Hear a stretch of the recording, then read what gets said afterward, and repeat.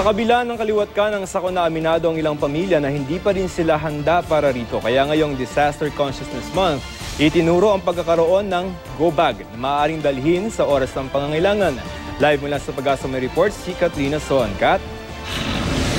Yes, Joseph, ang buwan nga ng Hulyo ang tinaguriang National Disaster Consciousness Month at ang binibigyang pansin daw nito ay ang pagpapahalaga sa mga taong kung paano nila haharapin ang anumang sakuna na kakaharapin nila. Joseph? Kaya rooms nyo? Ito. Ang pamilya Ubag, aminadong hindi handa sa anumang sakuna. Yung gilid ng bahay namin, minsan pag umuulan, marupok lang siya. Sa ngayon, hindi pa kami ganong kahanda kasi yung barangay namin hindi naman prone.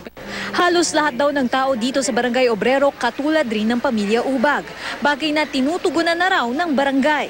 Sa ngayon nga araw ay sinisimula ng Barangay Obrero ang pagkakaroon sa kanilang barangay ng iba't ibang klase ng seminar. Ito raw ay para matuto ang mga residente dito kung ano nga ba ang dapat gawin sakaling magkaroon ng sakuna. Isa raw sa mga ituturo dito ay ang pagkakaroon ng tinatawag nilang Go Bags.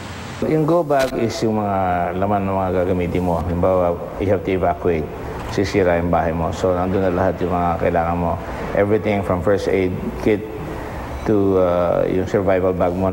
Hilahin mo na lang yan. Hindi ka lang matataranta na ano pang gadalhin ko na. Kabilang sa mga laman daw nito ay ang 4 na bote ng tubig, pito, flashlight, battery, kumot at pagkain. Maidaragdag din daw dito ang hygiene kit.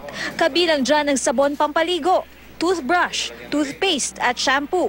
Pwede rin daw i-personalize ang mga emergency go bags o lifeline bags depende sa pangangailangan ng mga tao. Ay, pwede mo dagdagan yan. Pwede mo lagyan ng kung may hypertension ka, pwede mo dagdagan ng mga blood pressure kit, no? Tuloy-tuloy din naman ang ginagawang pagte-training ng Red Cross sa mga barabarangay ng pag-first aid para lahat ng pamilya ay maging handa.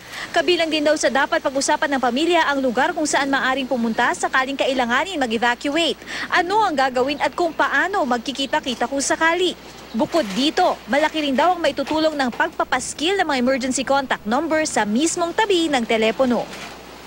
Joseph, bukod naman nga sa mga go bags, ayon sa Red Cross ay makakatulong rin daw kung magkakaroon ang bawat kwarto natin sa ating mga tahanan ng mga medical kits. Nang sa gayon ay mas maging handa tayo sa anumang sakuna. Joseph? Kat, yung mga go bags, ilang araw dapat yung pinaka-minimum na kailangan mong i-prepare doon sa go bag? Para ilang araw? Para sa ilang araw?